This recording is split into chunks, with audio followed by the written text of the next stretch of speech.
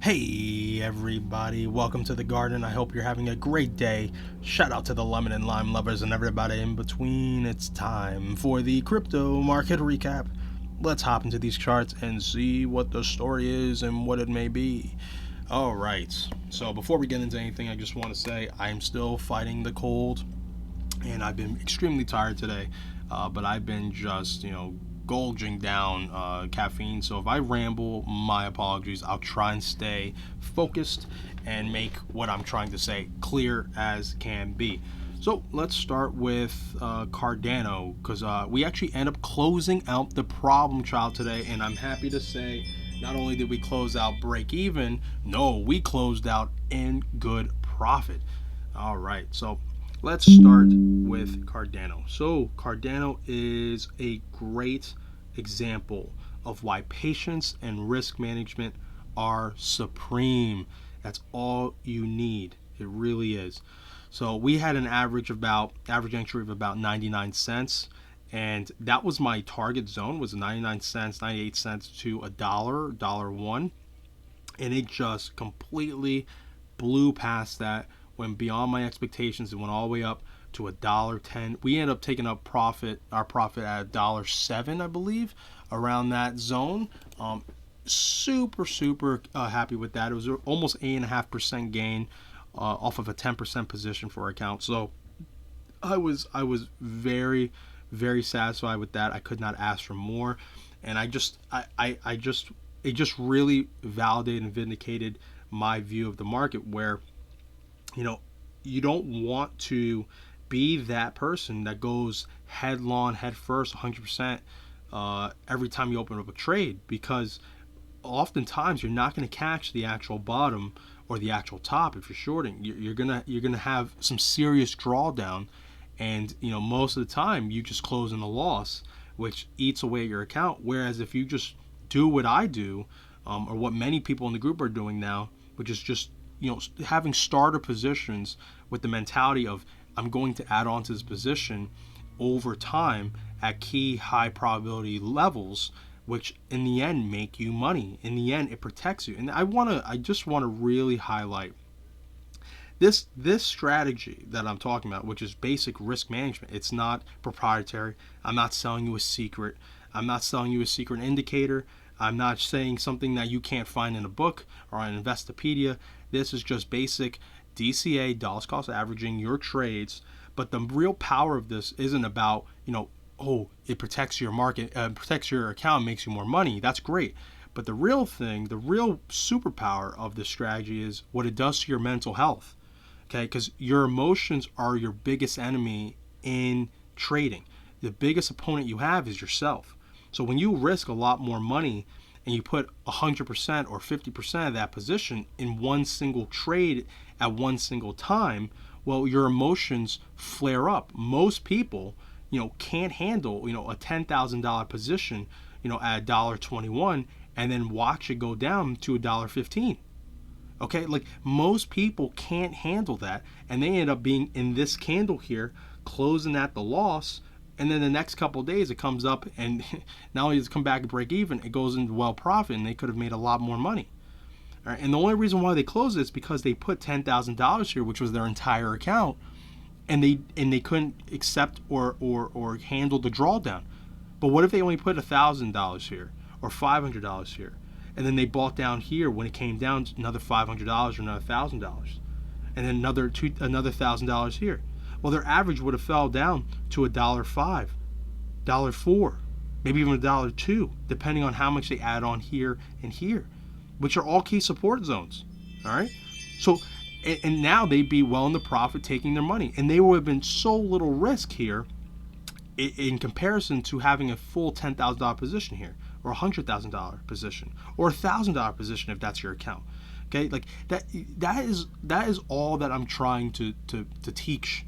Okay, so if you go into the tutorings and all that, like that is what I'm teaching, is how to become risk savvy, and then recognizing what you are in the market, what kind of trader you are. Are you a trend trader? Are you a counter trend trader? Are you a mechanical trader? Do you like a set profit and set stop loss, or would you rather be more fluid? Okay, it's like recognizing and understanding yourself, and then being able to create strategies and rules are all that keep you away from success. That's all you need. If you don't do those things, you will not have consistent success. You will be at best a boom and bust trader, which most are. And you don't want to be that, because emotionally it is absolutely devastating. And that is all that I'm here to teach you about, is how to, create strategies and share my strategy that is consistently safe, not just for your account, but for your mental health. Okay, because I was very comfortable watching Cardano go down. I was actually hoping for it to go down lower and lower and lower, because that meant I had more opportunity. I didn't see these drops as something to be afraid of. I didn't see fear here. All I saw was opportunity. And that's all I want for you to feel, if you don't feel that already. Okay? So now we were able to take great profit off of a really, really drawn down position. And we have a ton of powder on the sidelines, ready to go, for another opportunity that is surely to come. So Cardano is a great trade. It was a great example of what patience and risk management looks like, and really validates, my strategy that I took from, all the others who came before me who were far better. All right, which is basic risk management strategies to buy support and resistance, and that's it. Buy and sell supports and resistance respectively. So let's take a look at Bitcoin. So I want to go over Bitcoin because a little bit has changed with Bitcoin. Not much, but a little bit. We're still in the wedge, if you didn't know. So we're in this bearish pattern still, the rising wedge. But I do want to mention something. So I've been targeting 44,000, 44.5, at best, but really 44,000 was the zone I wanted. Really start thinking about taking any profits off of the Bitcoin trade. But I am starting to see possible signs of exhaustion. So what I mean by that is we may end up going sideways here for quite a while. And if that's the case, it becomes extremely more likely that we will break down. All right. This does not mean that we're about to break the wedge or anything like that. It does mean, though, we would probably come back, just based off of what I'm seeing price action wise, we'd probably come back to our entry. If that is the case, that is okay. As of right now, we have about 10% of the account exposed to Bitcoin, and for me, that's pretty small for Bitcoin specifically. I'm very comfortable with much larger percentages of exposure to Bitcoin for the account, only for Bitcoin. I'm very comfortable with a 20, 25, and even a 30% account exposure to Bitcoin, especially now that we've taken profits off of, not just Cardano today, but Polkadot, Link, and Litecoin a couple days ago. So we have a lot of powder, a lot of profit money on the side. So, we don't really have to risk our principal much if we want to add on to Bitcoin should it go lower. We can just risk the profits we've made, which is, again, another great position to be in, and that's all attributed to risk management and just buying at really high probability levels. So if this does go sideways, do look for to come back down towards the entry. And we've taken profits off of Bitcoin at these two levels, and then we've also added on, when Bitcoin broke down towards here, we did have an add-on, which brought our average entry down to 38.983. So, if that does happen again, I'm more inclined to not add on while we're in the wedge, because this is rising. I'm definitely going to be targeting sub 33K for the next add-on. If that should happen, if we don't hit 44.5, and we just start breaking down and getting to the bottom of the wedge, and then we break the wedge, it's very unlikely for me to add on under at 33K or higher. I will be aiming for anything under 33K and probably under 30K. It's extremely high probability that if we get back down to the wedge, to the bottom of this wedge, we are likely breaking under it.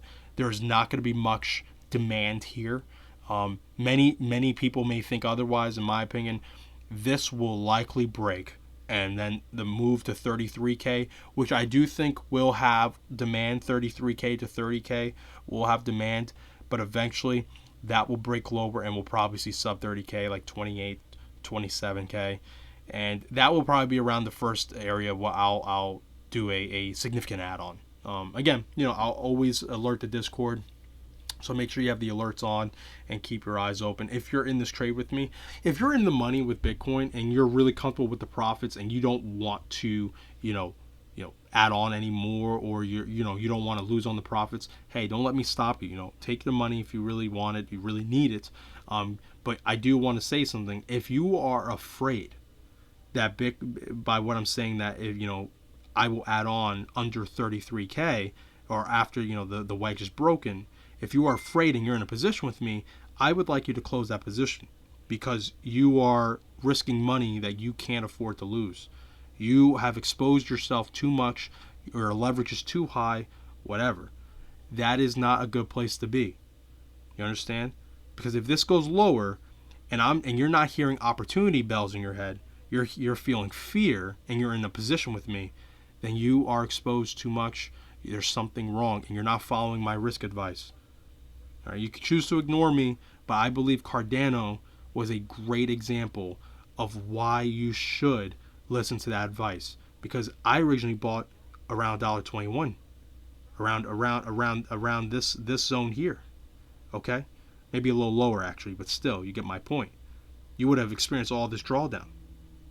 All right, so like you gotta really think about this and know that my win rate, if you've been following the Discord, is extremely high. But it's not high because I catch the bottoms or catch the tops. It's high because I know when to add on to the positions, and I know where it's most probable for the price to get back to. So I make sure that our add-ons get our average entry to those levels or below. You understand? That's it. That is it. And if you want to learn more about this, please look into the tutoring. Okay? That is what I most want to teach, is the risk management. It's not really about, trading strategies. Everyone's going to have a different strategy. My strategy might not be your strategy, but the risk management, I believe, can work with any strategy and should be implemented with every strategy. So we looked at Bitcoin again, still in the wedge, likely to fumble around, but I do think it'll get up to 44K still. I still think that's profitable. And I do think that, if it gets there, I'm most likely going to at least take a partial. I haven't decided whether it's going to be 100% or not yet, but it will be at least a partial. And then eventually it will come back down to the wedge, the bottom of the wedge, most likely, and break through. But, we'll cross that bridge when we get there. We have a plan either way. And that's great. So Uniswap. Okay, Uniswap, broke this descending trend line, had a bit of a breather, a reversal day, and then came back showing this sign of a reversal here, and then confirmed up. But now we're seeing a candle of possible exhaustion. All right, so again, I'm not going to put too much weight into this candle right now. We have a couple hours before it closes for the day, but it's also very dependent on Bitcoin. So if this candle closes like this, but Bitcoin is closing above 42.3, really 42,000, this candle could indicate a reversal in a vacuum. But if Bitcoin catches any bids, this candle is going to get ignored. Okay, but if Bitcoin starts selling off, of course, then you're going to start seeing this candle being respected. But we'll see. Again, we have so little exposure with Uniswap that it's okay either way. Should it come down and go back down to 8.66, 8.67, that's a major support level here. If Bitcoin gets to the bottom of the wedge or breaks it, this will break. So we could end up in the red if we do see some weakness here, going forward. But even so, I am comfortable adding on to Uniswap. I think we only have about a 4% exposure for the account on this asset. I don't think I would want to get past 8% with Uniswap. Probably not even 6%. It's not the largest coin out there, so you don't want to get too exposed to this. But yeah, we're in a pretty comfortable position after taking profits with Cardano, and I'll keep my eye on it. But if Bitcoin shows any serious exhaustion, I will contemplate closing this. And again, I will always make sure to alert the Discord, of course. What's crazy? I've been saying a couple of videos, $10.30, $10.50. Look at this. We're 5 cents away from $10.30. That's pretty rough, you know. So that stings a little bit, but that's part of trading. You see, that's part of trading, and that, like, you know, it happens all the time. You know, you might be 1 cent away from just taking your money, or you miss that entry by 1 or 2 cents. So, you know, you have to be kind of ready for that too, and that's why I say it's like mental health. You know, and doing things to protect your mental health is so important. You know, not just in trading, but overall in life. But especially in trading, because you're not just playing for, you know, you're not just playing around. You're using money to try and make more money. All right, you know, treat it seriously. Have fun with it, but treat it seriously. All right, so Solana. Okay, so Solana's in that process of, you know, having a breakout. We'll see if it confirms. Again, you know, I'm just going to go over my definition real quick of a breakout again. You know, I want a daily candle close above the trend line like this one, and then the next daily candle would have to close above this candle to confirm the breakout. That's my definition.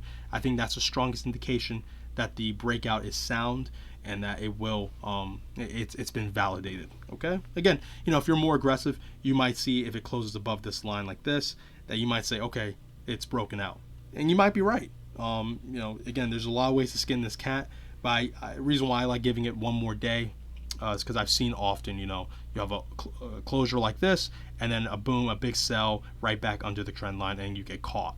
You know, happens all the time. But again, it also happens all the time where, you know, it closes right here and then it goes up. So yeah, as long as you are using proper risk management, and you understand your probabilities, you're okay. You're okay. All right, but you know, Solana looks good. I still think $100 is likely, especially if Bitcoin stays where it is. Even if Bitcoin doesn't go up from here, I think Solana will get to $100. It seems very likely, or at least $98. It can break higher to the 105. I think that's still pretty likely as well. Not as likely, but fairly likely, if Bitcoin starts its move back up to 43K to 44K, and anything past 44K will get Solana towards the 115 range. Okay, I'm not targeting that, but that is a key level to be focused on if you're trying to get a larger move. Just don't get too greedy with Solana. All right, don't get too greedy. Any weakness, it will have a sharp turn. But Solana is interesting because Solana does often show times of extended moves. What I mean by that is, oftentimes when Bitcoin's not doing anything, Solana will be going in a direction, and it seems to always be the direction the overall market will eventually go. It happens at times, not all the time. Like, you might see Solana going down where everything else is going up, and then everything starts going down and Solana's done. And you know, it moves ahead of the market sometimes. So, you know, keep your eye on it. So maybe if Solana has a massive run past, you know, even the 125 mark, it might indicate that maybe something else is going on, and that wedge or Bitcoin may not play out bearish but bullish. So let's see. Let's look at something else. Let's see. I don't want to keep this video too long, but I don't want it to feel so tight, and you know, I kind of want it to feel a little bit looser, because I feel looser. All the caffeine I've had, my God. Atom or Cosmos. Oh, okay. I marked this one. Oh yeah, it's in a symmetrical triangle. So for the people who don't know, symmetrical triangles, it's really just, you know, a symmetrical triangle. It's when price is just getting tighter and tighter and tighter until it gets towards the apex, and then a decision is made. All right, we don't know what decision is going to be made, because symmetrical triangles it's 50% pretty much up or down. They're not really meant to take positions in the symmetrical triangle. The idea is that wherever direction it breaks out of, that's going to be the new trend, and that's where you should be going, whether you want to short it or long it. Again, you know, I don't really like anything that's going to be under 65 percentage probability. I want anything higher than that. So I don't really play symmetrical triangles or head and shoulders, nothing like that. I like looking for, you know, in trend patterns, and to look for possible short opportunities, like extended short opportunities, or, you know, any like cool off periods, because those sort of, you know, structures tend to work out a lot more. And the more you follow my videos, follow the Discord, you'll understand what I'm talking about. You'll get a better view of what I mean by that. But this this is pretty interesting. Adam could have a really big move. If this does break up, you know, just looking at this in a vacuum, not taking into account what Bitcoin might do to it, this would have enough steam to possibly even break this high. So the $45 zone, Adam could break it. If Bitcoin isn't going to poo-poo on it, this would probably go into price discovery. This is very big. But if Bitcoin starts breaking down, and then this breaks the symmetrical triangle to the downside, which, to be honest, is more likely, just based off how long this is, then you're talking about a low Adam. You're talking about $14, $15. So you can see maybe even lower, but I would start targeting this. 14 to 15 bucks is where I would start looking at it. But this is very, very interesting. Very interesting. This is a long consolidation. Like, this is long. This usually is bearish. Like, usually, it's similar to something like this. The only reason why I won't say it's like super bearish, because it's not really rising too high. So actually, this is a good. Let's see. Let's look at Luna. Let's see. Hold on. Yeah. Okay. Perfect. All right. So I was hoping Luna was in this position because I want to show you something that a lot of traders seem to not really follow. So many traders. All right. Again, I'm not trying to poo-poo on people, but again, this is like the retail mindset. All right. This is incorrect, by the way. All right. This is incorrect. Let me redraw it. Yeah, because this is where they withdraw from. Okay. So a lot of traders would think this is like a bull flag. And what I mean, reason why I say that is because what they'll see is this. They'll see this big flag pull, right? They'll take this. They'll take this as a big flag pull. Ignore my drawings. They'll take this as a big flag pull. Let's see here. Where's path at? Here's path. Let's turn that off. Okay. So this will be looked at as like this big flagpole pattern, and that this is a bullish flag. All right. They'll say this is bullish. This is bullish, and this is very incorrect. By the way, this is very incorrect. But again, the textbooks will kind of indicate that this could be a bull flag. It's really not. There's a real reason why. And in my experience, pivot points, and what I mean by pivot points, just swing lows and swing highs, tend to show you the markings of the beginning and ends of patterns. So this was a swing low right down here at 47, and here's a swing high at 96. So anything where you have a top and then a consolidation or a retracement, a significant retracement of time from that point, is a pivot point. All right. So like this isn't a pivot. This isn't a pivot, because this is just one day of consolidation, of selling, and then boom, you have the next candle up. So this is more of like an inside bar, but not really. All right. So this is not correct. This is not a bull flag. The reason why is because this pole ended here, and this wasn't a flag. This was just a casual retracement that came back down to this support right here. Okay, this support here. That makes sense. All right. So is this the bull flag then? No. Reason why is because this is too short of a pull. All right. There is a bare minimum. You don't want, the pull can't equate to the entire flag. You see, like this pull can't equate to this entire flag. It's not enough. It's not enough room. So what is it? It's a bear flag. Okay? And this is where the context of patterns come into play. So we're going to have to go left a little bit. I'm going to show you the bear flag. That's a bear flag. See? That's a bear flag, because this right here is the pull. And the reason why this can be the pull and this can't is because you have to look left.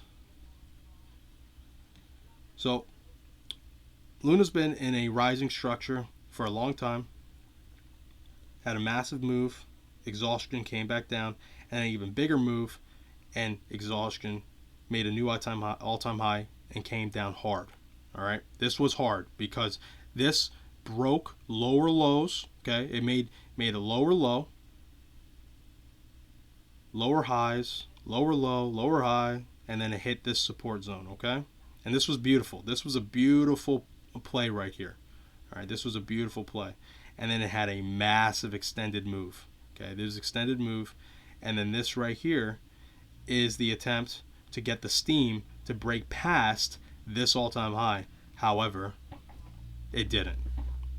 Okay, it didn't. And you might be thinking, well, it might try again.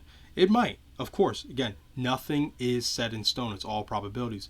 But there's a key indication here as to how unlikely it is, and that's this candle right here, the pull of the bear flag. This was what we call a denial, a clear denial candle. And what I mean by that is, look at this zone from here to here. Okay? This zone from here to here.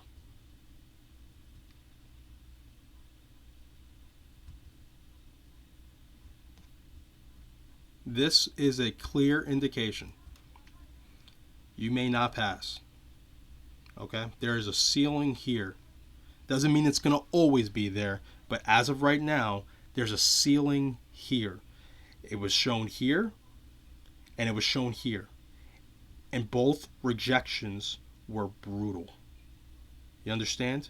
Both rejections were extremely brutal. This was almost a 9% candle. This was almost a 13% candle in a day.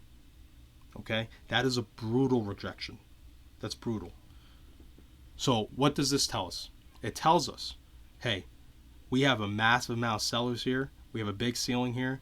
And we've tried twice to get through this, and we failed. What's interesting about this, which I believe gives you a hint, this structure here gives you a hint as to what's going on here. This structure here, try to get the gas to get up there again. That didn't even happen. Okay? Then it just sold off harder. Now, after this sell-off, do we have the gas to get and break through it? No. We had the gas to get there again, but now we got rejected again. We're having a slow build-up, a slow crawl, okay? Not a strong crawl, okay? If the context was candles like this, right? Full-bodied candles, then this wouldn't be as bearish. But now we're seeing this is a slow crawl, okay? Very slow, to try and get the gusto to break past this zone. But it doesn't seem like it's happening, because what is really happening here is a bearish pattern forming. It's a bear flag. So always remember this. Bullish patterns, like a bull flag, like to go down. Okay? They like to go down, because when you're buying something, you want to buy cheaper. You don't want to buy something that's more expensive, right? You want to buy something where you're getting a deal. Okay? Buyers are thinking the same thing. And again, sorry about the poor drawing, but you'll catch my drift as you see. Okay, so just think the orange line is price action. You're gonna you want things to go down, so eventually, when you get your good deal, it goes up from your good deal, right? So you start making money because you bought at a good price right here, and boom, bull flag starts playing out, going up. But what about a bear flag? It's the total opposite. Sellers want to sell higher. They want you to pull price. They want to pull price higher. They want to get the bids to buy where they're selling. Sellers don't want to sell low, but the buyers want to go low. So sellers, when they have control of the market, they pull markets up. People need to understand this. Sellers, when they want to have control, they will pull the market up, and often the hint is it'll be in slow grinds like this, which form bear flags and other bearish patterns, and eventually they break down, because there comes a point where the buyers get to a price where they evaporate. It's too expensive for them. They can't do it, and then the sellers have to capitulate.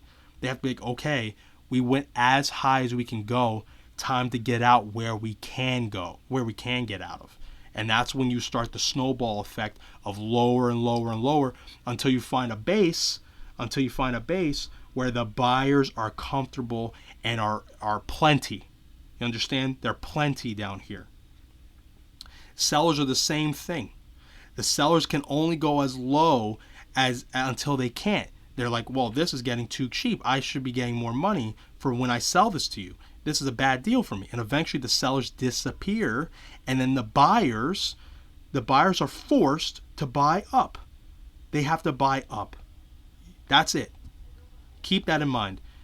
Keep that in mind. Buyers do not push markets up. They bring markets down. Bullish. It's bullish. They bring markets to a better price. That's what you want if you're buying something. And sellers do the exact opposite. Understand this.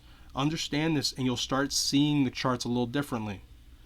Most of the things you're taught, it's always inverse.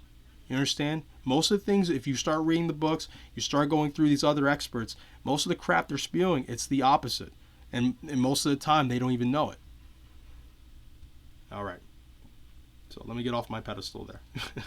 But you get my drift. So this is more of a bear. This is more bearish than bullish. Okay, again, this is not saying that Luna can't just go up from here. Of course it can. I'm not saying this is a guarantee, but I would say be careful. If you're buying this, you're often going to be in a bear flag, and you don't want to be a buyer in a bear flag. All right. Should this break up, it's going to go into price discovery, and then it's going to fly. It's going to fly, and where it flies, you can use fib extensions. I'll do that for you. So let's just say if you want to get a good idea of where this can go if it breaks past 106.30. Let's do here. Let's go from the all-time high to this low. You're probably looking at 121, 130, 140-ish. This ballpark here. There's the golden pocket over here. So you're probably looking at 130 to 150. All right. So if it were to break up, if it's going to break down, you can use the same retracement, right? Let's say it breaks down, could go back to the again, this is a bullish retracement, so it's not really the same percentages, but the idea is it'll be around $82. Okay, it'll be about around maybe $75, and probably lower if Bitcoin is going to be breaking down from the wedge. All right. Okay. So, hopefully you learned something from that. I just felt like doing a little bit of a teaching since we don't have many positions open now. I just want to give a little bit of a basic teaching about how certain patterns really work. Basic ideas of what does context mean in regards to patterns. Again, this is just the surface level stuff. If you're interested in more deeper dive, more detailed teachings, of course, just check out the Discord.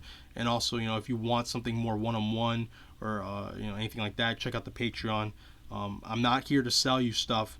I'm not here to sell you a technique or something you can't learn on Investopedia. It's totally free and not proprietary. I'm only here to teach you basic rules, basic discipline, basic risk management. If you're interested in that, of course, I'll be more than happy to teach you, but I don't want to do it for free. I do value my time. All right? And I want you to have skin in the game. I want you to be invested in the learning if you decide to go that route. All right? And if you just want call outs, why not? I have that too. I'm going to be going into those positions whether you're there or not. I don't mind sharing. All right. So I think that's it for today. If you have any questions, leave a comment or DM me on the Discord, or just message me on the Discord as well. If you think it's a question that other people may have, I can answer it there for you and everyone else. If you're interested in the Discord, check the description of this video. If you're interested in the Patreon, check the description of this video. Both links are there. And everyone, stay safe. Be courteous to everyone around you, because life is getting harder and harder, and as that happens, people tend to get more and more upset. And so try not to take everything to heart, and always remember, be patient, be vigilant, and be nimble. Take care, guys.